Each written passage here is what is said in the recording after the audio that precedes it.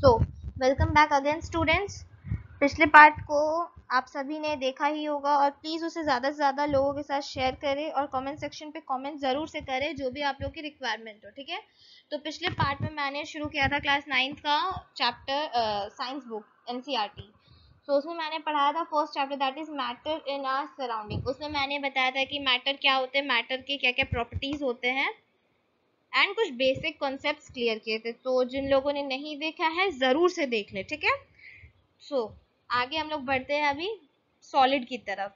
ये सॉलिड क्या है, अभी हम लोग पढ़ने वाले स्टेट्स ऑफ मैटर, ठीक है। तो मैटर बेसिकली 3 टाइप्स के होते हैं, ठीक है। ऐसे मैटर को अगर जाना जाए तो 5 टाइप्स के होते हैं, बट जो आप लोगों को पढ़ना है वो होते हैं 3 टाइप के, that is solid, liquid and gas, ठीक है। और बाकी दो क्या है, BVC and plasma. BVC means Bose Einstein condensate and plasma, जिसके बारे में आप लोगों को जानना नहीं है ज़्यादा, बट फिर भी it's better to know something from nothing. कुछ भी जान लेने से बेटर है कुछ नहीं जानने से, ठीक है। सो सॉलिड क्या होता है, चलिए सॉलिड को जानने से पहले हम लोग एक बात जान ले कि ऐसा क्या है जो सॉलिड को सॉलिड बनाता है, लिक्विड को लिक्विड बनाता है, गैस को गैस बनाता है। मतलब अगर हम लोग किसी चीज को सॉलिड बोल रहे हैं तो क्यों बोल रहे हैं, क्या बचपन से जब से पैदा हुए तब से हम लोग पढ़ के पैदा हुए कि हाँ इसको सॉलिड ही बोलना है, इसको लिक्विड ही बोलना है, इसको गैस ही बोलना है? नहीं, कुछ तो ऐसा है जो सॉलिड को सॉलिड बना रहा है, लिक्विड को लिक्विड और गैस को गैस, ठीक है। तो ऐसा क्या प्रॉपर्टीज होता है जो सॉलिड को सॉलिड बनाता है, लिक्विड को लिक्विड एंड गैस को गैस बनाता है, ठीक है। हम लोग जानते हैं। देखिए सबसे पहला सॉलिड का प्रॉपर्टी होता है कि सॉलिड का एक डेफिनाइट शेप होता है। डेफिनाइट शेप मीन्स उसका एक प्रॉपर शेप होता है, एक डिस्टिंक्ट बाउंड्री होता है, मीन्स एक बाउंड्री के अंदर ही सॉलिड होता है। ऐसा नहीं है पेन है तो पेन का एक पार्टिकल वहां पड़ा हुआ है, एक पार्टिकल आपका हाथ में, एक पार्टिकल आपका पैर के सामने, नहीं, उसका एक डिस्टिंक्ट बाउंड्री होता है। डिस्टिंक्ट बाउंड्री को समझने के लिए एक बहुत अच्छा एग्जांपल है, अपने कॉपी में आप एक पेन की मदद से एक इस टाइप का एक बाउंड्री बनाइए, ठीक है। आप क्या देखेंगे, ये बाउंड्री जो है, इस अब आपको कोई बोलेगा कि इस बाउंड्री के अंदर ही बनाना है, कुछ भी बनाना है तो आप क्या करेंगे, इस बाउंड्री के अंदर ही बनाएंगे ना वो चीज, बाउंड्री के बाहर तो नहीं लेके जाएंगे। बिकॉज सजेशन हम लोग को वही बोला गया है कि हम लोग को इस बाउंड्री के अंदर करना है। तो एक पर्टिकुलर बाउंड्री होता है जिसके बाहर सॉलिड का पार्टिकल्स नहीं जाता है, ठीक है। सॉलिड्स जो होता है वो रिजिड होता है। सो रिजिड क्या होता है, रिजिड सब्सटेंस बेसिकली उन सब्सटेंस को बोलते हैं जो कठोर होता है, ठीक है। कठोर कुछ भी चीज हो सकता है, चाहे वो इंसान का दिल हो, चाहे वो पत्थर हो। पत्थर सॉलिड होता है और इंसान का दिल भी सॉलिड होता है, दोनों ही चीज सॉलिड होता है। रिजिडिटी क्या होता है, रिजिडिटी, रिजिड मतलब हुआ कि कठोर होना, एंड रिजिडिटी मतलब होता है एक ऐसा प्रॉपर्टी जो उसको कठोरपन देता है, ठीक है। एंड इनकॉम्प्रेसिबिलिटी, इनकॉम्प्रेसिबिलिटी को जानने से पहले कॉम्प्रेसिबिलिटी को समझ लेते हैं। कॉम्प्रेसिबिलिटी मतलब होता है किसी भी चीज को जब हम लोग दबाते हैं तो वो पूरा दब जाता है, ठीक है।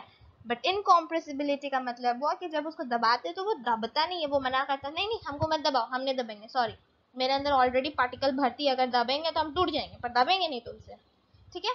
सो सॉलिड क्या होता है इतना तो समझ आ गया, उसके डेफिनेशन की तरफ चलते हैं। आफ्टर ऑल आप लोगों को एग्जाम से तो क्लियर करना है, तो नॉलेज के बारे में हो गया। अब पढ़ते हैं थोड़ा। The solid state is characterized by having definite shape, distinct boundaries, rigidity and incompressibility. ये होता है solids, ठीक है। solid state को basically characterize किया गया by having definite shape, distinct boundaries, rigidity and incompressibility, ठीक है। सो आगे बढ़ते हैं, यहाँ तक समझ में आ गया। अब हम लोग चलते हैं सॉलिड के प्रॉपर्टीज की तरफ। डेफिनेशन जान लिया, अब उसका कुछ खासियत जान लेते कि भाई ये इंसान है कैसा, आखिर जीना भी तो इसी के साथ है। चलिए आगे बढ़ते हैं। सो ये है सॉलिड्स का कुछ बेसिक प्रॉपर्टीज जो आप लोगों के स्क्रीन में डिस्प्ले हो रहा होगा। और गाइस जरूर से कमेंट करें कि आप लोगों को कैसा लगा ये प्रेजेंटेशन और ये तरीका, और अगर आप लोगों के लिए तरफ से कुछ सुझाव हो तो ऑलवेज वेलकम। सुझाव लेने में मैं कभी मना नहीं करती हूँ, ठीक है। सो आगे बढ़ते हैं हम लोग, बट सुझाव थोड़ा यूनिक दीजिएगा जिससे प्रेजेंटेशन और थोड़ा यूनिक हो सके। और समझाने का तरीका तो फॉरमोस्ट इंपॉर्टेंट है, आप लोगों को जैसा अच्छा लगे, जो अच्छा लगे आप लोग मुझे बता सकते हैं, पर उससे पहले मेरी एक शर्त है कि अपने सभी दोस्तों के साथ ज़रूर से शेयर करें ताकि मेरा ये मेहनत मेरे को भी थोड़ा सा फल दे सके, ठीक है। आपके साथ साथ मुझे भी फल मिलना चाहिए ना, आफ्टर ऑल इतना मेहनत करके मैं पढ़ा रही हूँ, बना रही हूँ, तो फल आपको भी मुझे भी, दोनों हाथ से ताली बजता है ना। मूव ऑन, चलिए बढ़ते आगे। इसमें पहला प्रॉपर्टी आप लोग देख रहे होंगे डेंसिटी। डेंसिटी क्या होता है इसको जानते हैं, ठीक है। डेंसिटी का मतलब, डेंसिटी का एक प्रॉपर फॉर्मूला होता है। डेंसिटी का फॉर्मूला होता है mass upon volume, m upon v, ठीक है। इसका मतलब क्या हुआ, डेंसिटी का फॉर्मूला हुआ मास अपॉन वॉल्यूम। इसका मतलब जितना कम वॉल्यूम रहेगा उतना ज्यादा डेंसिटी रहेगा। इसको एक और तरीके से समझते हैं, जितना कम वॉल्यूम, जितना कम वॉल्यूम में, अगर समझ लीजिए हम बोलेंगे कि 1 सेंटीमीटर क्यूब एक डब्बा है, ठीक है, और उस 1 सेंटीमीटर क्यूब में 1 केजी का सामान भरती है, तो क्या बोलेंगे हम लोग, उसका डेंसिटी ठीक है ज्यादा है। अब हम लोग क्या करते हैं, 2 सेंटीमीटर क्यूब का डब्बा है और बोलेंगे कि उसमें 1 केजी का सामान भरती है, तो किसका डेंसिटी ज्यादा हुआ, 1 सेंटीमीटर क्यूब वाला डब्बा का ज्यादा हुआ। क्यों, क्योंकि एक तो उसका वॉल्यूम कम है और उसमें सामान ज्यादा है। तो मतलब डेंसिटी मतलब क्या हुआ, डेंसिटी का प्रॉपर डेफिनेशन हुआ जो आप लोग को जानना है वो मास अपॉन वॉल्यूम। ये सीधा साधा डेफिनेशन है, कम वॉल्यूम में ज्यादा मास, ठीक है। कम वॉल्यूम में अगर ज्यादा मास हो तो डेंसिटी है। सो डेंसिटी क्या होता है, the mass per unit volume of a substance is called density, ठीक है। डेंसिटी क्या होता है, the mass per unit volume. ये देखिए आपके स्क्रीन पे आ रहा होगा, the mass per unit volume is called density, ठीक है। ये डेंसिटी है।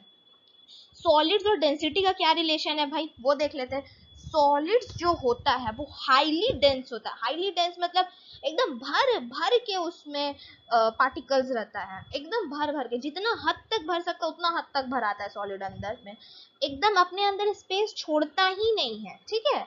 तो वो होता है डेंसिटी। देखिए the particles in the solid state are tightly packed, छोटा सा वॉल्यूम में ही एकदम भर भर के सामान रहता है, ठीक है। इसीलिए हम लोग बोलते हैं कि सॉलिड जो होता है सबसे डेंस होता है, उसका डेंसिटी सबसे ज्यादा होता है as compare to other matters, ठीक है। ये हम लोग जान लिए, सॉलिड जो होता है वो हाईली डेंस होता है। आगे बढ़ते हैं।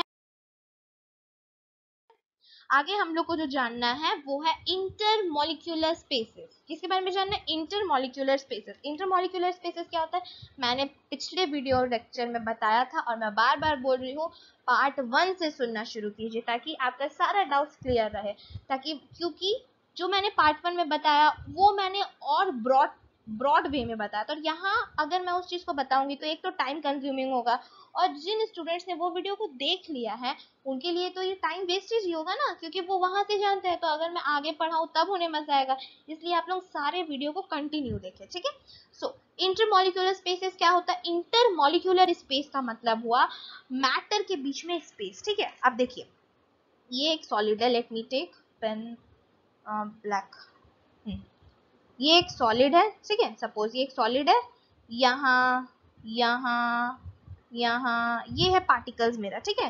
ये मेरा पार्टिकल्स है, इसको थोड़ा पैक कर देते हैं। ये पूरा मेरा पार्टिकल्स है, क्लोजली पैक है, ठीक है। यहाँ पे जो इंटरमॉलिक्यूलर स्पेस होता है मतलब पार्टिकल्स के बीच में जो, हम लोग यहाँ पे पहले पढ़ते हैं inter particle space, particle particle के बीच में स्पेस, पार्टिकल मतलब एक एक पदार्थ के बीच में स्पेस, ठीक है। अब ये और ये दोनों पदार्थ के बीच में जो स्पेस रहेगा, स्पेस मतलब खाली जगह, यहाँ जो खाली जगह रहेगा वो बहुत कम रहेगा, ठीक है, बहुत कम रहेगा बाकी सबके मुकाबले। ये दोनों के बीच में जो खाली जगह रहेगा वो बहुत कम रहेगा बाकी सबके मुकाबले। बाकी सब मतलब और कौन सा दो स्टेट है, लिक्विड और गैस। मतलब हम लोग को ये पता चला कि सॉलिड्स में जो होता है पार्टिकल्स के बीच में स्पेस बहुत कम होता है, नेग्लिजिबल होता है। लिक्विड में तो फिर भी ज्यादा होता है थोड़ा सॉलिड के कंपैरिजन में, एक पार्टिकल यहाँ तो एक पार्टिकल यहाँ, और गैस में तो बहुत ही ज्यादा होता है। गैस में क्या होता है, एक पार्टिकल यहाँ है तो दूसरा पार्टिकल यहाँ है, ये लोग दोनों का आपस में कोई मतलब नहीं है। पर सॉलिड का जो पार्टिकल है वो लोग एक दूसरा से कुछ ज्यादा ही गहरा दोस्ती में रहता है, इसलिए वो दोनों चिपक के रहता है, वो लोग दोनों के बीच में कोई स्पेस नहीं होता है, ठीक है। सो इसी को बोलते हैं inter particle space, inter particle spaces, ठीक है। अब ये एक दूसरा को पकड़ा हुआ है, ये पार्टिकल, ये जो पार्टिकल है ये इसको पकड़ा हुआ है, ये दोनों एक दूसरा को पकड़ा हुआ है, तो जिस फोर्स के साथ पकड़ा हुआ है उसको बोलते हैं inter particle force of attraction. क्या बोलते हैं, inter particle force of attraction. आप लोग नोट करते जाइएगा, ठीक है, inter particle force of attraction, ठीक है। तो अगर बात करें सॉलिड के केस में, सॉलिड के केस में inter particle force of attraction बहुत ज्यादा होता है और इंटर पार्टिकल स्पेस बहुत कम होता है, ठीक है, ये चीज समझ रहे, कंफ्यूज नहीं होना। स्पेसेस बहुत कम होता है, स्पेसेस जो होता है मतलब खाली जगह जो होता है पार्टिकल के बीच में वो बहुत कम होता है, और अट्रैक्शन जो होता है बहुत ज्यादा होता है। अरे भाई अट्रैक्शन बहुत ज्यादा रहेगा तब ना चिपक के रहेगा, और जब चिपक के रहेगा तो खाली जगह कहाँ से होगा, ठीक है। तो जब अट्रैक्शन बहुत ज्यादा होता है तो खाली जगह कम होता है, इसका मतलब सॉलिड्स में inter particle force of attraction बहुत ज्यादा रहता है और इंटर पार्टिकल स्पेस बहुत कम रहता है। होप सो यहाँ तक आप लोगों को अच्छे से क्लियर हो गया होगा। आगे बढ़ते हैं कंप्रेसिबिलिटी, ठीक है। अब कंप्रेसिबिलिटी का क्या हालचाल, अभी मैंने बताया कंप्रेसिबिलिटी मतलब क्या होता है। कंप्रेसिबिलिटी मतलब अगर हम लोग कोई चीज को दबाते हैं तो वो दब जाता है, ठीक है। क्या है यहाँ पे, due to strong force of attraction between particle of solids, particles are tightly held in place, therefore they have fixed position.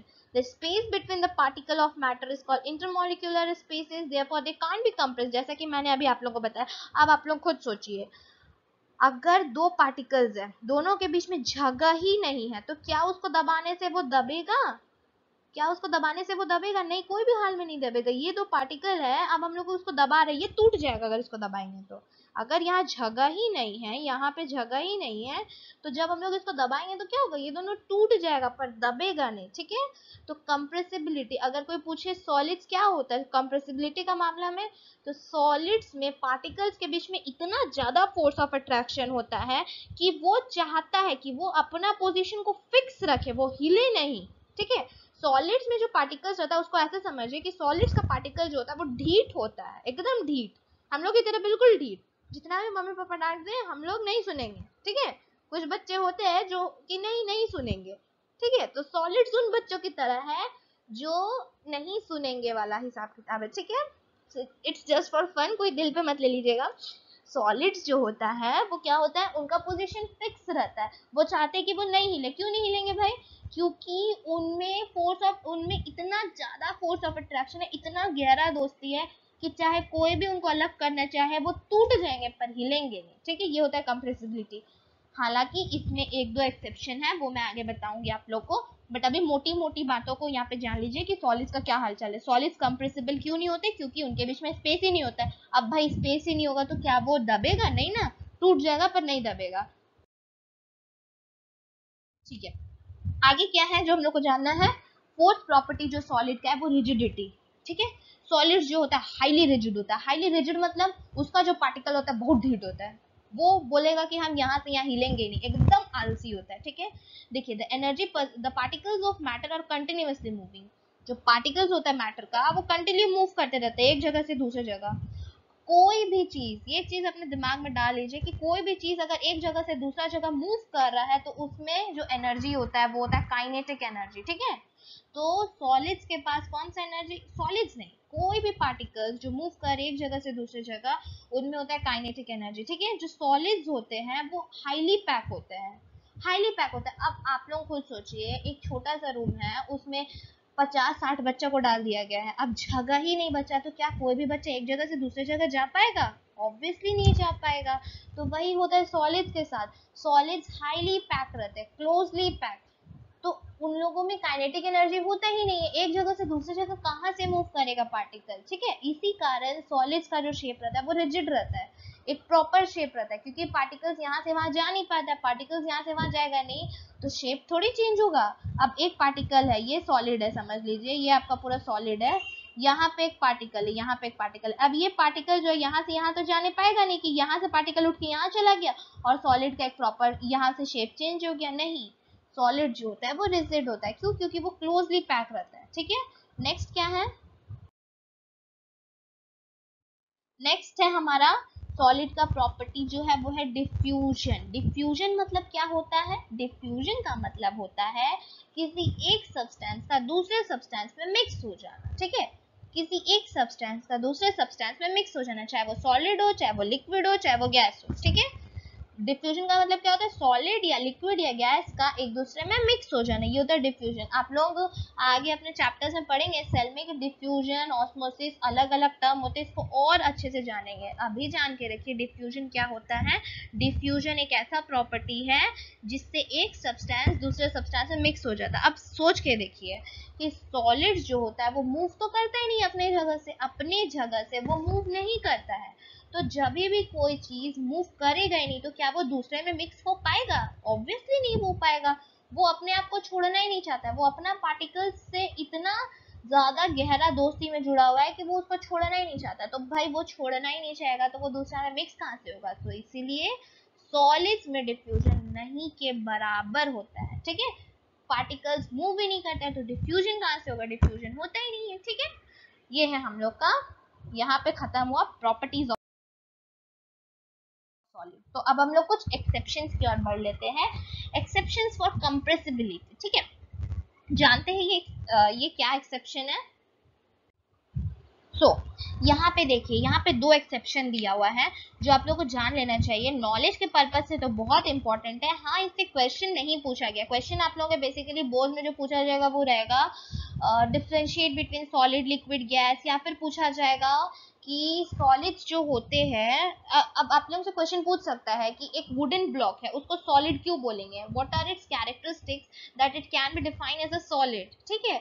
अब पूछा जाएगा आप लोग से कि when we put some acetone in our hand, why does we feel cool? When we wear cotton clothes, why do we feel cool in summer? Or it is why it is highly recommended to wear cotton clothes during summer, and it is highly recommended not to wear black clothes in summer. These are some of the questions that can be asked in your examination, ठीक है।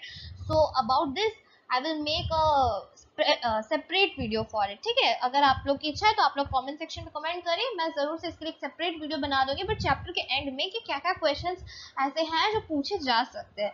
सो अभी हम लोग को जो जाना है वो एक्सेप्शन। एक्सेप्शन का मतलब क्या होता है? एक्सेप्शन मतलब कुछ अलग, मतलब जो अभी मैंने कहा वो बात कहीं कहीं पे झूठ हो जाता है, ठीक है। अभी मैंने जो प्रॉपर्टीज बताई उसमें कोई कोई बात ऐसा है जो झूठ हो जाता है। तो सबसे पहला एक्सेप्शन है कि सॉलिड्स, मैंने बताया कि सॉलिड्स जो है वो कंप्रेस नहीं होते, ठीक है। बट कुछ कुछ सॉलिड ऐसे भी है जो कंप्रेसिबल होते हैं, जैसे कि आप ले लीजिए स्पॉन्ज। स्पॉन्ज जो होता है वो सॉलिड होता है, सारा कैरेक्टरिस्टिक फॉलो करता है, उसका एक डेफिनेट शेप होता है, डेफिनेट वॉल्यूम होता है, डिस्टिंक्ट बाउंड्री होता है, रिजिड होता है। सॉलिड का सारा प्रॉपर्टी वो फुलफिल करता है, ठीक है। बट एक प्रॉपर्टी वो छोड़ देता है और वो क्या है? कंप्रेसिबिलिटी। जब उसको दबाने जाते हैं कोई भी स्पॉन्ज को तो वो दब जाता है। तो इसका मतलब क्या ये सॉलिड है? हाँ, ये सॉलिड है, बट ये सॉलिड का एक एक्सेप्शन है, ठीक है। तो ऐसा क्यों होता है कि स्पॉन्ज दबता है? स्पॉन्ज में छोटा छोटा छोटा छोटा होल रहता है। अगर आप लोग ध्यान से देखे होंगे तो स्पॉन्ज, कोई भी स्पॉन्जी सब्सटेंस रहता है, अगर चाहे वो स्पॉन्ज जो किचन में पाया जाता है वो स्पॉन्ज हो या फिर स्पॉन्ज बॉल हो, कुछ भी हो, उसमें माइन्यूट होल्स रहता है। या तो आप उसको अपने नेकेड आई से देख सकते हैं, या फिर कुछ कुछ तो ऐसे बॉल्स होते हैं, स्पॉन्जी बॉल्स, कि आप उनको अपनी आंख से नहीं देख सकते उनके माइन्यूट होल्स को, बट उनमें होता है, ठीक है।